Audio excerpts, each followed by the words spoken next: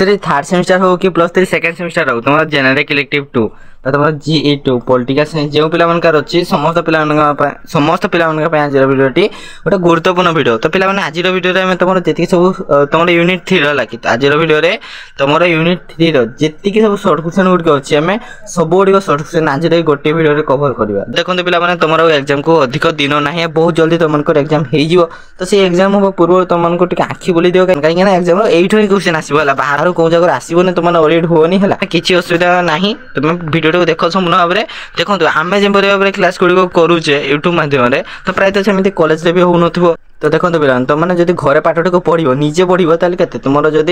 5% मन रहा है जदि आम समस्त मिसिकी पढ़ा तेल पाठटी निहाती भाव तुम 60 ରୁ 70% मन रहा तो से मोर गारंटी कहीं आम पाठटी को जो ग्रुप रे डिस्कस होना पढ़ा से तुमकर मन रही ही पे चलते देखा तार स्थानीय शासन तुम लोकल गवर्नेंस विषय संपूर्ण भाव पढ़ा देखो तुम स्थानीय जो स्वायत्त शासन व्यवस्था को देश गणतंत्र कह जाए ना तृणमूल गणतंत्र कह जाए तो निहाती भाव पे मैंने तुम जो स्थानीय स्वायत्त शासन व्यवस्था कौन कह जाए ना तृणमूल गणतंत्र बोली कह जाए तो भाव तार गोटे मैंने प्रतिशोध बोली देखो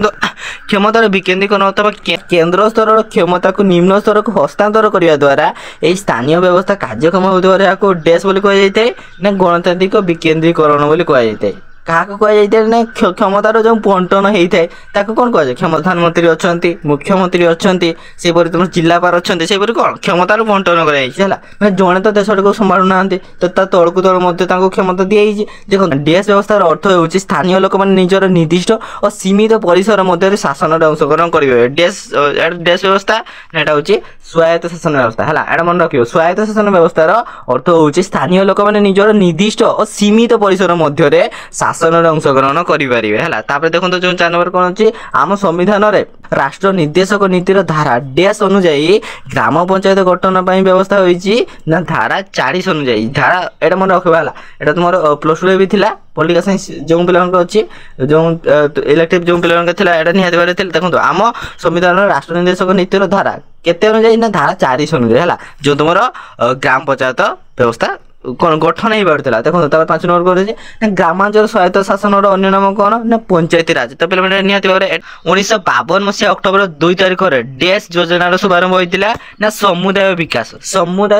योजनार शुभारंभ होता केते ना 1952 मसीहा अक्टोबर 2 तारिख है जो तुम जो गांधी जयंती दिन है मन रख 1952 मसीहा गांधी जयंती दिन तुम समुदाय विकास योजनार आरंभ होता है देखो कौन अच्छी तुम ग्रामांचल पुनर्गठन गणतांत्रिक विकेन्द्रीकरण को सठिक भाव में कार्यकारी करने निमंते डीएस कमिटी व्यापक मात्रा सुपारिश करथिला ना बलबंद राय मेहटा कमिटी एटा मन रखो कौन कहला ना ग्रामांचल पुनर्गठन है ग्रामांचल पुनर्गठन और तुम गणतांत्रिक विकेन्द्रीकरण को सठिक भाव में कार्यकारी करने निमंते डीएस कमिटी व्यापक मात्रा सुपारिश करथिला ना बलबंद राय मेहटा कमिटी है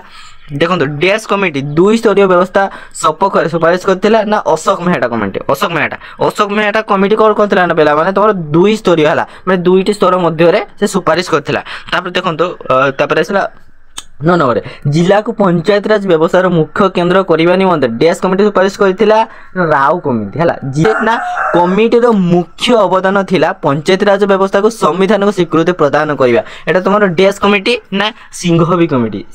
कमिटी मन रखला ना देखो कौन अच्छे ना तो 73 तुम संविधान संशोधन डैश स्वायत्त शासन व्यवस्था संविधानिक संस्कार आनीला तुम ग्रामांचल स्वायत्त शासन व्यवस्था संविधानिक संस्कार आनीला देखो ना 74 तुम संविधान संशोधन डैश स्वायत्त शासन व्यवस्था संस्कार आनीला ना सहरांचल 74 तुम संविधान संशोधन सहरांचल स्वायत्त शासन व्यवस्था संस्कार आनीला डैश कमिशन पंचायत राज व्यवस्था सुदृढ़ीकरण निर्मित एक अर्थ कमिशन गठन गुरुत्व देते ना सरकारी कमिशन मन रख सरकारी कमिशन हूँ आम पंचायत राज व्यवस्था सुदृढ़ीकरण निर्मित एक अर्थ कमिशन गठन से गुरुत्व देते तो पे गोटे इजी किसी बहादुर कथा देखो 14 नंबर कौन अच्छी ना डैश पंचायत राज अनुष्ठान गुड़िक संविधानिक मर्यादा देवा निमंते सुपारिश करथिले ना पीके थुंगन हूँ आम पंचायत राज से हूँ अनुष्ठान गुड़िक संविधानिक मर्यादा देवाई सुपारिश करथिले 73 तुम संविधानिक धारा केते तुम ना 73 तुम संविधानिक धारा डैश अनुजाई पंचायती स्तर में ग्राम सभा स्वीकृति लाभ करथिला ना 243 73 तुम संविधानिक धारा डैश अनुसार राज्य सरकार पंचायत राज व्यवस्था सुपरिचालन अर्थ आयोग गठन करते ना କେତେ 243 ତ ଦେଖନ୍ତୁ 17 ନମ୍ବର କ'ଣ ଅଛି ନା 43ତମ ସଂଶୋଧନ ଧାରା ଅନୁସାରେ ପଞ୍ଚାୟତ 73ତମ ସଂଶୋଧନ ଧାରା ଡେସ୍ ଅନୁସାରେ ପଞ୍ଚାୟତ ସ୍ୱତନ୍ତ୍ର ସ୍ଥାନ ଲାଭ କରି ଏକାଦଶ ଅନୁଚ୍ଛେଦ ସୃଷ୍ଟି କରିଥିଲା। କେତେ ନା ଏକାଦଶ ଅନୁଚ୍ଛେଦ କେତେରେ ସୃଷ୍ଟି କରିଥିଲା ନା 243 ଧାରା ଏଇଟା ମନେ ରଖିବା ହେଲା। ତାପରେ ଦେଖନ୍ତୁ ଓଡ଼ିଶାରେ ଡେସ୍ ମସିହାରେ ଗ୍ରାମ ପଞ୍ଚାୟତ ଆଇନ ଅନୁଯାୟୀ ପ୍ରଥମେ ଗ୍ରାମ ପଞ୍ଚାୟତର ଅଭ୍ୟୁଦୟ ହୋଇଥିଲା। ଯେଉଁ ଗ୍ରାମ ପଞ୍ଚାୟତର ଅଭ୍ୟୁଦୟ ଗ୍ରାମ ପଞ୍ଚାୟତ କେତେବେଳେ ସୃଷ୍ଟି ହେଇଥିଲା ନା 1948 ମସିହାରେ ହେଲା। ତାପରେ ଗଣତାନ୍ତ୍ରିକ ବିକେନ୍ଦ୍ରୀକରଣ ବ୍ୟବସ୍ଥାରେ ଡେସ୍ ହେଉଛି ସର୍ବନିମ୍ନ ସ୍ତର ଗ୍ରାମ ପଞ୍ଚାୟତ ହେଲା। ଓଡ଼ିଶାରେ ଡେସ୍ ରୁ ଡେସ୍ ପର୍ଯ୍ୟନ୍ତ ଲୋକଙ୍କୁ ନେଇ ଗୋଟିଏ ଗ୍ରାମ ପଞ୍ଚାୟତ ଗଠିତ ହୋଇଥାଏ ନା 2000 ଓଡ଼ିଶାରେ 2000 ପର୍ଯ୍ୟନ୍ତ ଲୋକଙ୍କୁ ନେଇକିନା ଗୋଟିଏ ଗ୍ରାମ ପଞ୍ଚାୟତ ଗଠିତ ହୋଇଥାଏ ବୁଝିଲା। ତାପରେ ଦେଖନ୍ତୁ 21 ନମ୍ବର କ'ଣ ଅଛି ନା ଓଡ଼ିଶାରେ ଗୋଟିଏ ଗ୍ରାମ ପଞ୍ଚାୟତରେ ସର୍ବାଧିକ ଡେସ୍ଟି ୱାର୍ଡ ରହିପାରେ ନା ସର୍ବାଧିକ 25ଟି ୱାର୍ଡ ରହିପାରେ ଗୋଟେ ଗ୍ରାମ ପଞ୍ଚାୟତ ହେଲା। ତାପରେ ଦେଖନ୍ତୁ ଓଡ଼ିଶାରେ ବର୍ତ୍ତମାନ ଡେସ୍ଟି ପଞ୍ଚାୟତ ସମିତି ଅଛି କେତୋଟି 314ଟି ହେଲା। ଓଡ଼ିଶାରେ ବର୍ତ୍ତମାନ 314ଟି ତୁମର ପଞ୍ଚାୟତ ଅଛି। ତାପରେ ଦେଖ ପଞ୍ଚାୟତ ସମିତି ଅଛି ଦେଖନ୍ତୁ ପଞ୍ଚାୟତ ସମିତିର ମୁଖ୍ୟ ହେଉଛନ୍ତି ଡେସ୍ ନା ଅଧ୍ୟକ୍ଷ। ପଞ୍ଚାୟତ ସମିତିର ମୁଖ୍ୟ ହେଉଛନ୍ତି ଅଧ୍ୟକ୍ଷ। ସେଇଭଳି ତୁମର ଜିଲ୍ଲା ତ ଅଧ୍ୟକ୍ଷ ସେଇଭଳି ତୁମର ଜିଲ୍ଲାର ତୁମର ପଞ୍ଚାୟତ ସମିତିର ଅଧ୍ୟକ୍ଷ। ତାପରେ ତୁମର ଜିଲ୍ଲା ପରିଷଦର ଜିଲ୍ଲାପାଳ। ସେଇଭଳି ତୁମର ଗ୍ରାମ ପଞ୍ଚାୟତର ପ୍ରାଣ କେନ୍ଦ୍ର ହେଉଛି କିଏ ନା ଗ୍ରାମସଭା ହେଉଛି ଗ୍ରାମ ପଞ୍ଚାୟତର ପ୍ରାଣସଭା। ଡେସ୍କର ଭାଷାରେ ଗ୍ରାମସଭା କହିଲେ ବୁଝାଏ ଯେ ଗ୍ରାମ୍ୟ ଗଣତନ୍ତ୍ର ଜୟପ୍ରକାଶ ନାରାୟଣଙ୍କର ଭାଷାରେ ଗ୍ରାମସଭା କହିଲେ ବୁଝାଏ ଯେ ଗୋଟିଏ କ'ଣ ଗ୍ରାମ୍ୟ ଗଣତନ୍ତ୍ର। 74ତମ ସମ୍ବିଧାନ ସଂଶୋଧନ ଆଇନ ବଳରେ ସମ୍ବିଧାନର ଡେସ୍ ଅନୁସୂଚୀ ସଂଯୋଗ ହୋଇ ସେଥିରେ ନିଗମମାନଙ୍କର 18 ଗୋଟି କାର୍ଯ୍ୟ ନିର୍ଦ୍ଧାରିତ ହେଲା ନା 12 ହେଲା। ଏଇଟା ମନେ ରଖିବ ନା ତୁମର 12ତମ ହେଲା। ଦେଖନ୍ତୁ 74ତମ ସମ୍ବିଧାନ ସଂଶୋଧନ ଆଇନ ବଳରେ ସମ୍ବିଧାନରେ ତୁମର 12 ଅନୁସୂଚୀ ସଂଯୋଗ ହୋଇ ସେଥିରେ ନିଗମମାନଙ୍କର 18 ଗୋଟି କାର୍ଯ୍ୟ ନିର୍ଦ୍ଧାରିତ ହୋଇଥିଲା। 74ତମ ସମ୍ବିଧାନ ଧାରା କେତେ ତମ 74ତମ ସମ୍ବିଧାନ ଧାରା ଡେସ୍ ଅନୁସାରେ ପ୍ରତ୍ୟେକ ରାଜ୍ୟ 3 ପ୍ରକାର ନଗରପାଳିକା ସ୍ଥାପନ କରିପାରିବେ। 243 ଅନୁସାରେ ଧାରା ଏଇ ଧାରା ଗୁଡ଼ିକ ମନେ ରଖିବ। ଏଇଟା ଟିକେ ତ କିଛି ନାହିଁ ତ ପିଲାମାନେ ଏଗୁଡ଼ା କିଛି ହାର୍ଡ ନାହିଁ ଏଇଠି ମନେ ରହିଯିବ ହେଲା। ଦେଖନ୍ତୁ ଗ୍ରାମାଞ୍ଚଳରୁ ସହରାଞ୍ଚଳକୁ ପରିବର୍ତ୍ତନ ହେଉଥିବା ଅଞ୍ଚଳ ପାଇଁ ଡେସ୍ ପଞ୍ଚାୟତ ଗଠନ ହେବ ନା ନଗର ପଞ୍ଚାୟତ ଗଠନ ହେବ। ପିଲାମାନେ ତୁମର ଗ୍ରାମାଞ୍ଚଳରୁ ସହରାଞ୍ଚଳକୁ ପରିବର୍ତ୍ତନ ହେଉଥିବା ଅଞ୍ଚଳ ପାଇଁ ତୁମର ନଗର ପଞ୍ଚାୟତ ଗଠନ ହେବ। ଛୋଟ ସହରମାନଙ୍କର ଡେସ୍ ଗଠନ ହେବ। ଛୋଟ ସହରମାନଙ୍କରେ ପୌର ପରିଷଦ ଗଠନ ହେବ। ବଡ଼ ବଡ଼ ସହରମାନଙ୍କର ଡେସ୍ ଗଠନ ହେବ ନଗର ନିଗମ ହେଲା। ମହାନିଗମର ଅଧ୍ୟକ୍ଷଙ୍କୁ ମେୟର କୁହାଯାଏ। କ'ଣ କୁହାଯାଏ ନା ମେୟର। ମହାନଗମର ଅଧ୍ୟକ୍ଷଙ୍କୁ ମେୟର ବୋଲି କୁହାଯାଏ। ସାଧାରଣତଃ 2 ବା 3 ଲକ୍ଷରୁ ଉର୍ଦ୍ଧ୍ୱ ଲୋକ ବସବାସ କରୁଥିବା ନଗରମାନଙ୍କରେ ଡେସ୍ ପ୍ରତିଷ୍ଠା ହୋଇଥାଏ ନା ମହାନଗର ନିଗମ। କେତେବେଳେ ପ୍ରତିଷ୍ଠା ହୋଇଥାଏ ନା ଯେତେବେଳେ 2-3 ଲକ୍ଷ ଦେଖନ୍ତୁ 2-3 ଲକ୍ଷରୁ ଉର୍ଦ୍ଧ୍ୱ ଲୋକ ବାସ କରନ୍ତି ହେଲା।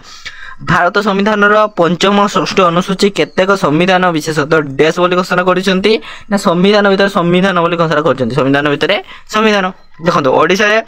ଗୋଟିଏ ଗ୍ରାମ ପଞ୍ଚାୟତରେ ସର୍ବାଧିକ ଡେସ୍ ୱାର୍ଡ ରହିପାରେ ଏଇଟା 25ଟି ୱାର୍ଡ ରହିପାରେ। ତ ପିଲାମାନେ ଏଇଟା ବୋଧେ ପଢ଼ିଲେ ତ କିଛି ନା ଆଉ ଥରେ ଦେଖିଦେବା ହେଲା। ଯେତେ ଦେଖିବା ସେତେ ମନେ ରହିବ। ଦେଖନ୍ତୁ ଓଡ଼ିଶାରେ ବର୍ତ୍ତମାନ ଡେସ୍ଟି ପଞ୍ଚାୟତ ସମିତି ରହିଛି ନା 314ଟି। ପଞ୍ଚାୟତ ସମିତିର ମୁଖ୍ୟ ଡେସ୍ ହେଉଛନ୍ତି ଅଧ୍ୟକ୍ଷ। ସେଭଳି ଜିଲ୍ଲା ପରିଷଦର ମୁଖ୍ୟ କାର୍ଯ୍ୟନିର୍ବାହୀ ଅଧିକାରୀ ହେଉଛନ୍ତି ଜିଲ୍ଲାପାଳ। ପ୍ରକୃତରେ ଗ୍ରାମ ପଞ୍ଚାୟତର ପ୍ରାଣ କେନ୍ଦ୍ର ହେଉଛି କିଏ ନା ଗ୍ରାମସଭା ହେଉଛି ତୁମର ଗ୍ରାମ ପଞ୍ଚାୟତର ପ୍ରାଣ କେନ୍ଦ୍ର।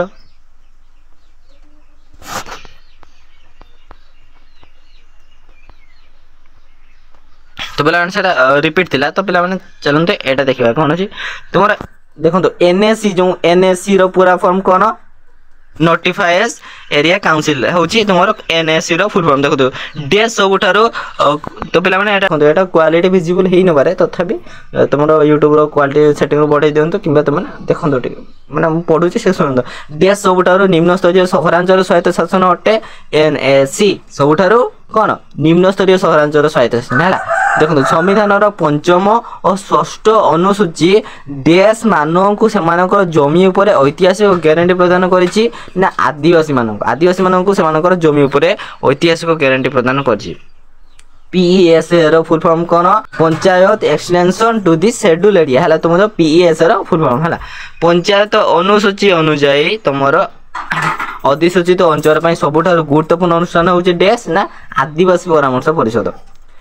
डेस आक्षरिक अर्थ होउछि तुमरा 5 जनक द्वारा शासन ना पंचायत समिति रो अर्थ होउछि 5 जनक द्वारा शासन हला